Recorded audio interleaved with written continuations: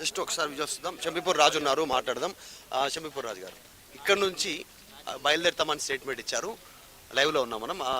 అక్కడ వరకు వెళ్తా ఉన్నారు. అసలు అక్కడ పర్మిషన్ లేకుండా ఆయన ఇంటి దగ్గర సమావేశం అని చెప్పారు. గాంధీ గారు వెల్కమ్ చేస్తా ఉన్నారు కదా, మీడియాతోనే చెప్పాడు కదా, రమ్మన్నాడు, మాకు బ్రేక్ఫాస్ట్ పెడతాడు, భోజనం పెడతా అంటున్నాడు, కుర్చీలు ఇప్పించని చెప్తాను, టెంట్లు ఇప్పించని చెప్తున్నాడు.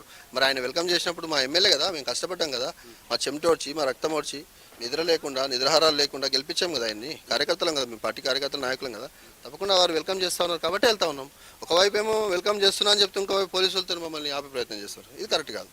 గాంధీ గారు, మీరు నీతి నిజాయితీ గురించి నిన్న చాలా పెద్ద పెద్ద మాటలు మాట్లాడారు. నీతి నిజాయితీ ఏదన్నా మీకు ఉంటే, రాజకీయాల్లో కొంత మంచిగా ఉండాలని మీరు అనుకుంటే, భావిస్తే మీరు పార్టీ ఆఫీస్కి రండి. పోనీ మీ ఇంటికి మేమొద్దు, మా ఇంటికి మీరు వద్దు, పోలీసులు కూడా ఇబ్బంది పడుతున్నారు, పార్టీ ఆఫీస్కి రండి, కేంద్ర కార్యాలయానికి రండి, లేదా మన నాయకుడు కేసీఆర్ సార్ ఇంటికి వెళ్దాం, వారిని కలుద్దాం. మేమేమంటాం, గాంధీ గారికి కండువా వేసి మేము తీసుకెళ్తాను, మేమేమనట్లేదు, గొడవకు పోవట్లేదు. ఒకవేళ ఇంతమంది వచ్చి వందలాది మంది కార్యకర్తల నాయకులు వచ్చి ఇబ్బంది అవుతాం కూడా నేను ఒక్కని వస్తాను. జిల్లా పార్టీ అధ్యక్షుడిగా మీ మిత్రుడిగా నేను వస్తా, ఇంటికి ఆహ్వానించు, లేదు పోలీసులకు చెప్పు, నీకు పవర్ ఉంది కదా, గవర్నమెంట్ పెద్దలతో మాట్లాడి పోలీసులతో వాళ్ళతోనే వస్తాం, పని నీకేమైనా ఇబ్బంది, నేను కౌశిక్ గారు ఇద్దరం వస్తాం, కార్యకర్తలు వద్దు, నాయకులు వద్దు. నేను గెలిపించిన మేమేం స్టేట్మెంట్ ఇచ్చామండి, షేర్లింగంపల్లి బీఆర్ఎస్ పార్టీ కార్యకర్తల సమావేశం గాంధీ గారి నివాసంలో ఉంటుందన్నాం. ఏం నొప్పి గాంధీ గారికి? నేను గెలిపించిన వాళ్ళు కదా, నేను భుజాల మీద మోసిన వాళ్ళు కదా, వారి భుజాలు కాయలు గాయంగా నేను గెలిపించి నేను అందలం ఎక్కించిన వాళ్ళని ఇంటికి రానికపోవడం ఏంటి? ఇంతవరకు కరెక్ట్ ఇది? చూస్తూ ఉన్నారు. నువ్వు ఇంకో పార్టీలకు పోవచ్చు కాక, ఆ పార్టీ కార్యకర్తలు కూడా నీకు రేపు ఎట్లా సహకరిస్తారు? నువ్వు నిన్ను కష్టం చేసి 10 సంవత్సరాలు నేను మోసిన కార్యకర్తలనే నువ్వు పట్టించుకోకపోతే ఇంకో పార్టీ కార్యకర్తలు నీకు ఎట్లా సహకరిస్తారు? దయచేసి గాంధీ గారు, మీరు నీతి నిజాయితీ గురించి మాట్లాడుతూ ఉన్నారు, చాలా పెద్ద పెద్ద మాటలు మాట్లాడుతున్నారు. అట్లాంటివి మీకేమైనా ఉంటే 2 విషయాలు నేను చెప్తా ఉన్నాను. ఒకటి, మేము వస్తాం, బీఆర్ఎస్ పార్టీ కండువా కప్పుకొని మనం వెళ్దాం.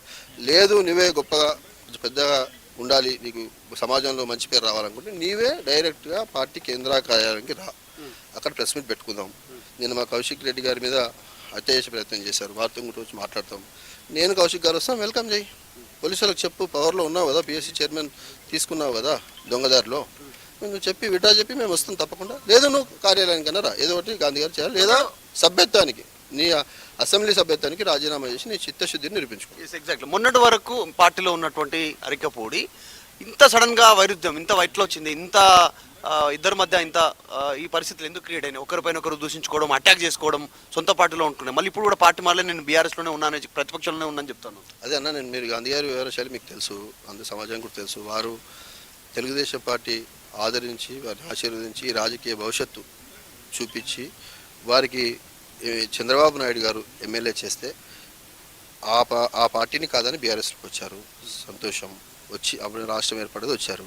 వచ్చినాక 2 పర్యాయాలు మనం ఎమ్మెల్యేగా ఈ పార్టీ కార్యకర్తలు నాయకులు గెలిపించుకున్నారు.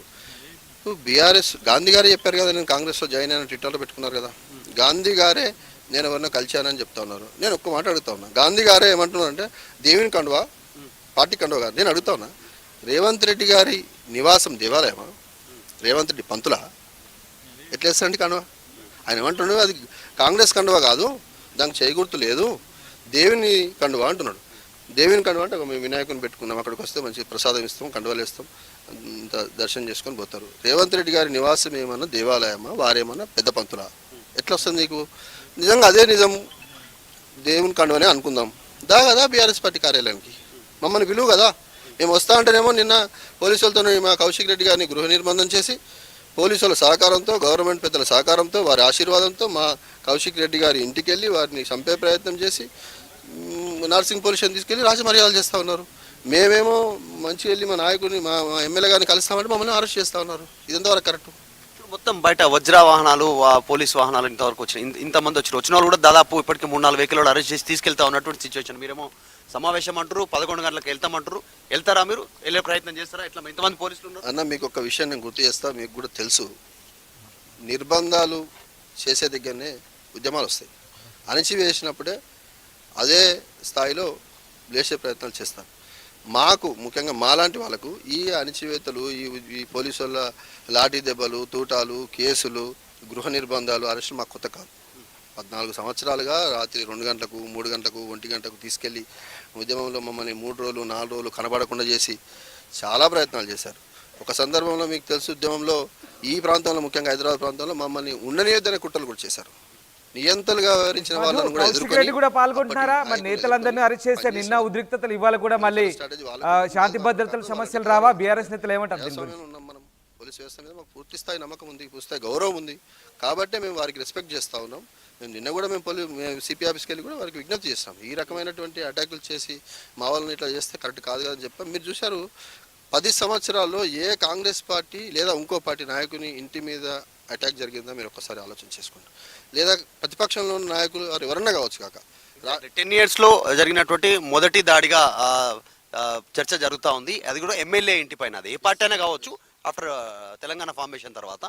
ఇంకొక స్టేట్మెంట్ అరకపూడి గాంధీ చేసినటువంటి స్టేట్మెంట్, హుజూరాబాద్ నుంచి హైదరాబాద్ బతకడానికి వచ్చిండు కౌశిక్ రెడ్డి అనేటువంటి దానికి ఆయన కూడా మాట్లాడండి, నువ్వు అక్కడ నుంచి వచ్చావు, ఆంధ్ర నుంచి వచ్చి ఇక్కడ సెటిలరు, నువ్వెలా అని చెప్పి. అసలు ఏం జరుగుతూ ఉంది? ఇది ఆంధ్ర తెలంగాణ వివాదంగా మారుతా ఉందా? ఏం కనిపిస్తుంది? అసలు ఎవరు ప్రొవోకేట్ చేస్తున్నారు? బాధాకరం ఏంటంటే గాంధీ గారే కౌశిక్ని అన్నాడు, ఎమ్మెల్యే గారిని ఏమన్నాడంటే, నువ్వు అక్కడ నుంచి కరీంనగర్ నుంచి హుజూరాబాద్ నుంచి హైదరాబాద్కి వచ్చినావు, నేను ఇక్కడ అన్నాడు. మళ్ళీ ఇప్పుడు కొన్ని మీడియా సంస్థలు ఏదో ప్రాంతీయతత్వాన్ని రెచ్చగొట్టే విధంగా కౌశిక్ గారు అది కరెక్ట్ కాదు. మేము తెలంగాణ ఉద్యమంలో కూడా ఎవరిని కూడా ఈ ప్రాంతంలో ఉన్న అందరినీ కలుపుకొని పోయినాం. అందరి సహాయ సహకారాలతో తెలంగాణ రాష్ట్రాన్ని సాధించుకున్నాం. తెలంగాణ రాష్ట్రం వచ్చిన తర్వాత మా నాయకుడు కేసీఆర్ గారు ఉభయ సభలు పార్లమెంట్లో బిల్లు పాస్ అయిన మరుక్షణం ఢిల్లీలో వారి కార్యాలయంలో ప్రెస్ మీట్ పెట్టి ఒక మాట చెప్పాడు, ఈ ప్రాంతంలో నివసిస్తున్నటువంటి బిడ్డలందరూ కూడా తెలంగాణ బిడ్డలే, ఎవరికి వారి కాలికి ముళ్ళు గుచ్చుకుంటే నా పంటితో తీస్తా అని స్టేట్మెంట్ చేసిండు. అదే రకంగా మీరు చూసినారు 9.5 సంవత్సరాలు మా పాలనలో బీఆర్ఎస్ పార్టీ గవర్నమెంట్లో ఒక్క ఇన్సిడెంట్ అన్న జరిగిందా? ప్రతిపక్షాలు వారికి పోలీసు ఎస్కార్ట్లు చేస్తూ పంపించారు. ఇంకా ఇబ్బంది జరగొద్దు ప్రజలతో వారు మేము ఖమ్మం పోతే మా నాయకుడు హరీష్ రావు గారు, మేము ఖమ్మం వెళ్తే మొన్న హరీష్ రావు గారి కాన్వాయ్ మీద వారు కూర్చున్నటువంటి వెహికల్ మీద గుండాలు వచ్చి, ఒక రౌడీ షీటర్ వచ్చి, అక్కడ ఉన్నటువంటి మంత్రి శిష్యుడు వచ్చి కట్టెలతో రాళ్లతో దాడి చేశారు. మేము 100 మంది ఉన్నాం. మా నాయకుడు హరీష్ రావు గారు ఒకటే చెప్పారు, మీరు ఎవరు ఏమనొద్దు, పోలీసుల మీద గౌరవం ఉంది, వాళ్ళు చూసుకుంటారు. కానీ ఇప్పుడు ఆ కేసు చేయలేదు పోలీసులు. ఇప్పుడు పోతా అంటారు అరకపూడి గాంధీకి కంపల్సరీ వెళ్తారా? ఎందుకంటే నిన్న కౌశిక్ రెడ్డి స్టేట్మెంట్ ఇచ్చారు, దాడికి ప్రతి దాడి, చర్యకు ప్రతి చర్య ఉంటుందని చెప్పారు. యాక్షన్కి రియాక్షన్ ఉండబోతుందా? షబీపూర్ రాజు గారు ఏం చెప్తా ఉన్నారు? ఇంకోటి, షేర్లింగంపల్లి నియోజకవర్గంలో కౌశిక్ రెడ్డిని తిరగనివ్వను అనేటువంటి స్టేట్మెంట్ కూడా చేస్తారు. మీరు షేర్లింగంపల్లి నియోజకవర్గం ఇన్ఛార్జ్, ఏం చెప్తారు? నేను ఒకటే చెప్తున్నది, ప్రజాస్వామ్యంలో ఎవరు ఎక్కడైనా తిరగవచ్చు, ఎవరు ఎక్కడైనా బతకొచ్చు, ఎవరు ఎక్కడైనా ఉండొచ్చు. తిరగనివ్వను అంటే దాని పరిణామాలు వేరే ఉంటే అది పోలీసు వాళ్ళు చూసుకుంటారు. ఆయన ఎమ్మెల్యేగా ఆయన రెస్పెక్ట్ కాపాల్సి ఉంటుంది, ఆయన గౌరవాన్ని నిలబెట్టాల్సి ఉంటుంది.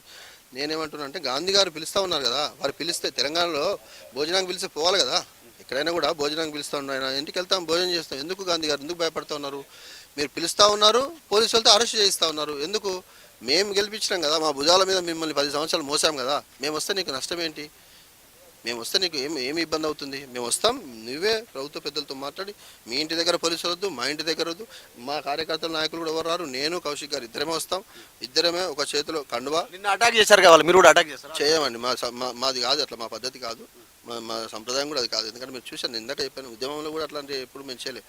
కౌశిక్ రెడ్డి గారు అన్నారు ఏంటంటే, వారి ఇంటి మీద కాంగ్రెస్ గుండాలు వచ్చారు అని వాళ్ళు కంప్లైంట్ ఇచ్చారు, పోలీసులు అది చూస్తూ ఉన్నారు. పోలీసుల పరిధిలో ఉన్నది, మేము దాన్ని ఏమనట్లేదు. మేము తప్పకుండా గాంధీ గారికి ఒక దండ, షాల్వా, కండువా, ఎందుకంటే వాళ్ళు పిఎస్సి చైర్మన్గా అయ్యారు అని సన్మానం చేసుకోవాల్సిన బాధ్యత మా మీద ఉంటుంది. బీఆర్ఎస్ పార్టీ కుటుంబ సభ్యులుగా వారిని సన్మానం చేసి వస్తాం, అంతకు మించి వేరేం లేదు. ఇది షబీపూర్ రాజు చెప్తా ఉన్నారు. ఆయన కూడా వెల్కమ్ చేస్తా ఉన్నారు. ఇంటి వరకు వెళ్తాం, ఆయనను పార్టీ కండువా కప్తాం, పిఎస్సి చైర్మన్ అయినారు, అక్కడ వరకు వెళ్తాం. కాకపోతే రమ్మని చెప్తా ఉన్నారు, ఒకవైపు ఆహ్వానిస్తున్నారు, మరొక వైపు ఏమో భారీగా పోలీసు బందోబస్తు ఇక్కడ నిర్బంధించే ప్రయత్నం చేస్తా ఉన్నారు అని చెప్తా ఉన్నారు. లైన్ లో ఉండండి, ఒకసారి మనతో పెట్రీషియా జాయిన్ అవుతున్నారు అరకపూడి గాంధీ ఎమ్మెల్యే ఇంటి నుంచి. పెట్రీషియా, ప్రస్తుతం అక్కడ సిచ్యువేషన్ ఎట్లా ఉంది? ఇప్పటికే బీఆర్ఎస్